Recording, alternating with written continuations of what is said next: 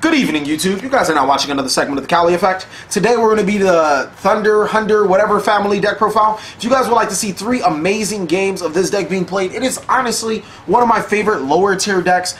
You can definitely click below. Today we're going to be getting on with the deck profile. It's not really much special, so we can pretty much breeze through it. We're going to be running 3 copies of Thunder Seahorse, the key component, the main thing to the deck for the people that haven't played it. At the cost of discarding itself, you get the +1 by adding 1 level 4 Thunder monster with 2 level 4 Thunder monsters with the same name with 1600 or less attack from your deck to your hand.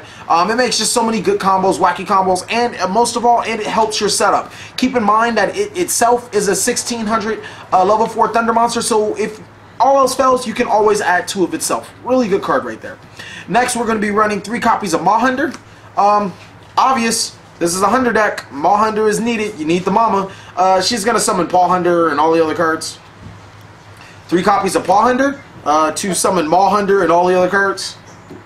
3 copies of Eidolon Prism. This card is just really, really good. It's searchable through Thunder Seahorse. It makes a 1-card synchro, or I'm sorry, not a 1-card synchro. It makes your synchro summons a little more fierce. It makes your Xseed summons obviously there. And since the deck doesn't have Bro Hunder, it's that sort of a replacement. It's a really good card, highly underrated for this deck. Next, we're going to be running 2 copies of Hunder. Hunder is the replenisher, allowing you to banish any of the Hunder monsters or any of the Thunder monsters that I just said before to add them to your hand during the end phase. Really good card we got going on right here. 1 copy of Thunder King Ryle because it is a Thunder monster. It also fits great for anti-meta control, preventing the opponent from searching, also preventing the opponent from Xseed, synchroing, and all that other stuff. And then last for monsters is that copy of Honest. Since every single monster in the main board is light, Honest just fits so well. Now on to the spell cards. We're going to be running triple copy of Recycling Batteries.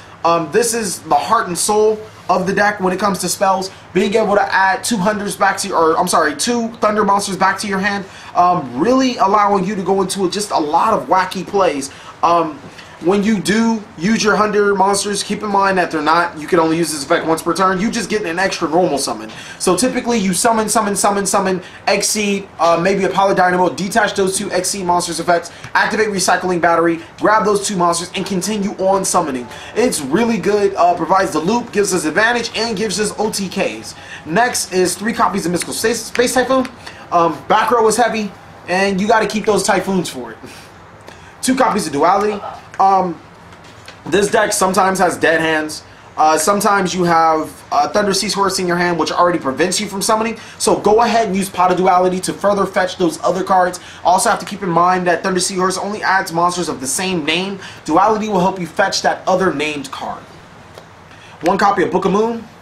And 1 copy of Darkhold to sum up these spell cards. Next on for traps, we're going to be running 3 chains. Effect negation is heavy, like I keep saying to a lot of players, and if any given time you can stop your opponent's effect monsters, that's perfect. Fiendish Chain really helps us, and especially since it's a continuous spell card preventing the opponent from attack, just a really good card overall. I shouldn't have to elaborate how good that card is. 2 copies of Dimensional Prison, 2 copies of Mirror Force, 1 Solemn, 1 Bottomless, 1 Compulse, 1 Torrential Tribute. Couple of cards I want to talk about is I run 2 copies of Trap Trick, Trap Hole Nightmare. I think this card is extremely underrated. It is a $2 card.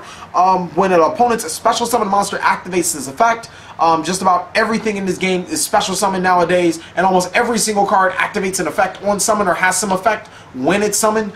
Trap Trick, Trap Hole Nightmare really gets rid of that card. It negates the effect, destroys the monster, just stops a lot of the opponent's plays. I genuinely think this card is highly underrated, and in a deck where you want to run heavy back row and still don't want to run trash stuff, Trap Trick, Trap Hole Nightmare really comes in handy. Next, we're going to be running 1 copy of 7 Tools. Like I've said before, a back row is heavy just about everywhere you go. So 7 Tools really helps you when you want to push for your plays or stop your opponent. Just a really good card. Now we're going to be going on to the extra deck. 1 Crimson Blader, 1 Scrap Dragon, 1 Stardust. I want to put these 2 cards in together mainly because of the Scrap Stardust combo. It is very possible in this deck. The logic behind it is to have Scrap Dragon and Stardust Dragon on the field. No matter what, you can always get a free +1 off the Scrap Dragon. Scrap Dragon effect targeting the Stardust Spark Dragon. Spark Dragon effect targeting itself. It prevents itself from destruction, but then Scrap Dragon is to destroy the other target. So it's just a free destruction if you have these two monsters on the field. I believe in Game 3 of one of my of the Hunder Family Saga, I pull this off, and it instantly just means game. It's just so overwhelming in this deck. One copy of Vylon de Sigma. Vylon de Sigma is really easy to make in this deck, especially since all of our monsters are so searchable and so versatile and easy to summon. Being able to snatch one of your opponent's monsters is highly underrated. And then, if it battles a monster with the same attribute, it's immediately destroyed. So just a really good card to have in our arsenal. One copy of Constellar Omega. Constellar Omega is that light target that we can use that prevents us from being destroyed by spells or traps. Just a really good card. Number 50, Black Ship of Corn. 2 copies of Starleech Paladynamo, our main monster killer. Just being able to reduce an opponent's monster's attack by 0, and when it's destroyed, you get to draw a card. Really good. 1 copy of Steelstorm Roach, Lightsworn, Heretics, all that other trash. 1 Stroke, because everybody likes to stroke. 1 copy of Abyss Dweller. When Primal Origin starts to come out, I probably will drop the Steelstorm Roach in favor of another Abyss Dweller. Abyss Dweller is starting to see a lot of play. It's an amazing card, and it just shuts down a lot of decks. 1 copy of Daigusto Emerald. This card single-handedly helps replenish your deck as well as draw 1 card. Just a really good card to have in our arsenal. And that Got Cowboy for when we want to hit for that extra 800.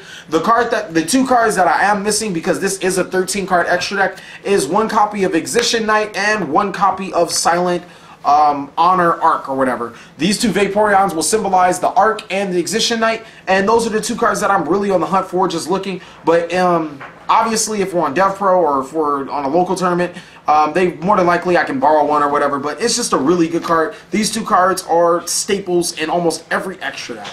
Now we're going to be going on to the sideboard. 3 copies of Maxi. If the opponent wants to special summon and give us our combos, fine then, be my guest. Maxi will give it to us. Maxi will give us all of our combos, all of our counter strategies, and since this deck is powered by traps, we'll be able to fend them off and then take advantage of Maxi. Next is 3 copies of Effect Veiler. This is basically, I hate Fire Fist hate. I hate monsters that like to use their effects hate. All that other hate that we see in the game. This is really complementary to the Maxi and just any deck that's so effect heavy. 3 copies of Necro Valley.